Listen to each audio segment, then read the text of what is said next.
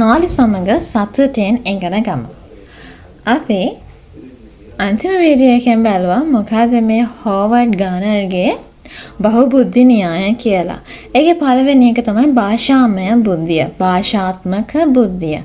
අපි අද බලමු කොහොමද අපි මේ භාෂාත්මක බුද්ධිය යොදාගන්නේ අපේ අධ්‍යාපන කටයුතු සඳහා.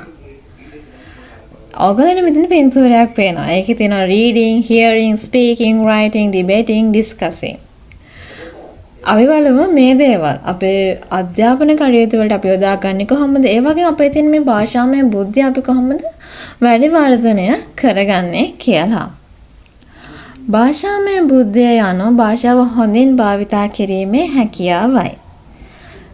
ලැන්ග්වේජ් එකක් හොඳින් භාවිතා කිරීමේ හැකියාවට අපි කියනවා භාෂාමය බුද්ධිය කියලා. ඒකෙන් කියන්නේ නෑ ගොඩක් ලැන්ග්වේජස් දන්නවා නම් ඔයාලට හොඳ භාෂාමය බුද්ධියක් තියෙනවා කියලා. අපි මේ ලැන්ග්වේජ් එක කොහොමද භාවිතා කරන්නේ? භාවිතය අනුව තමයි මේ භාෂාමය බුද්ධිය තීරණය වෙන්නේ. ඒ වචන තේරුම් ගැනීම, ඒවා පැහැදිලිව භාවිතා කිරීම සහ කතා කිරීම, ලිවීම, කියවීම හෝ සවන් දීම තුළින් සිතුවිලි ප්‍රකාශ කිරීමේ කුසලතාවයයි. අපි කොහොමද භාෂාවක් ලස්සනට භාවිතා කරන්නේ? තව කෙනෙක්ට අපේ තියෙන සිතුවිලි අදහස් ප්‍රකාශ කරන්න. ශක්තිමත් භාෂාමය බුද්ධියක් ඇති පුද්ගලයන් පොත් කියවීම, කතන්දර ලිවීම, වචන ක්‍රීඩා කිරීම, විහිළු කීම හෝ නව භාෂා ඉගෙනීම රස විඳිනවා. ඒක අපි ආසාවෙන් කරන දෙයක්. මෙම බුද්ධිය මිනිසුන්ට වචන භාවිතයෙන් ඵලදායී ලෙස සිතීමට සහ සංනිවේදනය කිරීමට උපකාරී වේ. අපිට ඵලදායී විදිහට හිතන්න, ඒ වගේම මේ දේවල් සංනිවේදනය කරන්න, තව කෙනෙක්ට සංනිවේදනය කරන්න උපකාරී වෙනවා. ඔයාට හොඳ භාෂාමය බුද්ධියක් තියෙනවා නම්. ලේඛකයින්, කවියන්, ගුරුවරු, නීතිඥයන්, මාධ්‍යවේදීන් සහ ප්‍රසිද්ධ කතිකයන් බොහෝ විට ඉහළ භාෂාමය බුද්ධියක් ඇති අය වේ. ඒගොල්ලන්ට ගොඩාක් හොඳ භාෂාමය බුද්ධියක් තියෙනවා. ඒකයි ඔවුන්ගේ වෘත්තියෙන් ඉදිරියටම යන්නේ. අධ්‍යාපනයේදී සිසුන්ට භාෂාමය බුද්ධිය භාවිතා කළ හැකි ආකාර අපි දැන් බලමු. අපි ඉගෙන ගත්තේ අපි පාසල් අධ්‍යාපනය, විශ්වවිද්‍යාල අධ්‍යාපනය හෝ මොනෑම අධ්‍යාපනයක් කරද්දී කොහොමද මේ භාෂාමය බුද්ධිය හරියට භාවිතා කරන්නේ කියලා. නිතිපතා කියවන්න, නිතර කියවන්න, පොත් කියවන්න, පත්තර, කතා පොත්, සඟරා, ඔයගලන්ට අතට අහුවෙන දේවල් කියවලා බලන්න. නිතිපතා කියවන්න. එකම භාෂාවකට කොටු වෙන්න එපා. ඒ කියන්නේ සිංහල වගේ භාෂාවක් හෝ කොටු වෙන්න එපා. තවත් භාෂාව ස්ටඩි කරන්න. ඉංග්‍රීසි, තමිල් ඒ වගේ භාෂාවන් ස්ටඩි කරලා ඒ භාෂාවලින් තියෙන පොත් පවා කියවන්න උත්සාහ කරන්න. පොත්, ලිපි සහ කවි කියවීම වචන මාලාව සහ අවබෝධය වැඩි දියුණු කරයි. මේ ලෝකෙ සම්බන්ධව තියෙන ඔයාගේ අවබෝධය වැඩි දියුණු කරනවා. ඒ වගේම ඔයාගේ තියෙන වචන මාලාව, ඔයා දන්න වචන සංඛ්‍යාව වර්ධනය කරනවා ඔයා දිගින් දිගටම කියවද්දී. උච්චාරණය සහ ස්වර වඩා හොඳින් තේරුම් ගැනීමට ශබ්ද නගා කියවීමට උත්සාහ කරන්න. විශේෂයෙන් වෙන ලැන්ග්වේජ් එකක් අපි ඉගෙන ගන්නවා නම් ශබ්ද නගා කියවන එක ගොඩක් ඵලදායී වෙනවා. එතකොට ඔයාට මේ වචන කොහොමද ශබ්ද කරන්නේ? අඩුපාඩු තියෙනවා නම් ඔයාට හරි ප්‍රොනවුන්සියේෂන් එක හොයාගන්න පුළුවන් වෙනවා. ඉගෙනීමට ලියන්න. ඉගෙන ගන්න ඕන නම් හරියට ලියලා බලන්න. පාඩම් අතරතුර ඔබේම වචන වලින් සටහන් ලියන්න. ඒක ගොඩක් ප්‍රයෝජනවත් දෙයක්. පාඩම් අතරතුර ඔබේම වචන වලින් සටහන් ලියන්න. ෂෝට් නෝට් එකක් ලියන්න. ගොඩක් වෙලාවට ඉස්කෝලේදී නම් ටීචර්ස්ලා කියනවා පාඩම ඉගෙන ගත්තට පස්සේ ෂෝට් නෝට් එකක් ලියන්න.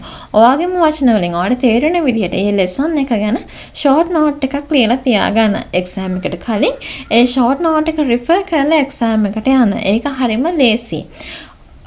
ඉම්පෝර්ටන්ට් දේවල් ෂෝට් නෝට් එකක ලියාගත්තා නම් ඒක ගොඩක් ලේසි ඔයාට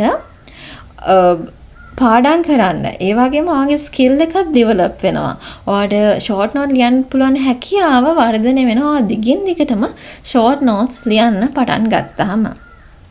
අදහස ඇඟේ ප්‍රකාශ කිරීමට දිනපොතක් තබා ගන්න. නැත්නම් ජර්නල් එකක් තබා ගන්න. ඔයාගේ අදහස්, ඔයාගේ හැඟීම් ඒ හැම දෙයක්ම ලියලා තියන්න. ඊට පස්සේ ඔයාගේ ලිවීමේ හැකියාව වර්ධනය වෙනවා. පාඩම් පහසුවෙන් මතක තබා ගැනීමට රචනා, කතන්දර හෝ සාරාංශ ලියන්න. පාඩම් පහසුවෙන් මතක තබා ගන්න. ඔයාලේ පාඩම සම්බන්ධ පොඩි නෝට් එකක්, රචනාවක්, කතන්දරයක්, සාරාංශයක් ලියන්න පුළුවන්.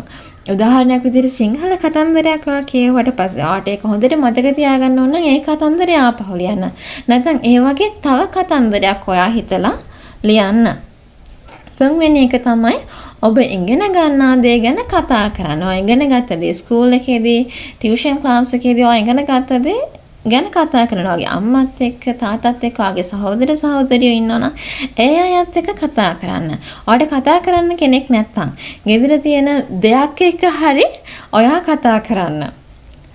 මිතුරන් හෝ ගුරුවරුන් සමග මාතෘකා යම් දේ ගැන සාකච්ඡා කරන්න. විශේෂයෙන් ඔයා ඉගෙන ගත්ත දේවල් සහ නිවුස් එකක් ගැන මොකක් හරි කැමති දෙයක් ගැන කතා කරන්න. කතා කරද්දී ඔයාගේ කතා කිරීමේ හැකියාව ටිකෙන් ටික වර්ධනය වෙනවා.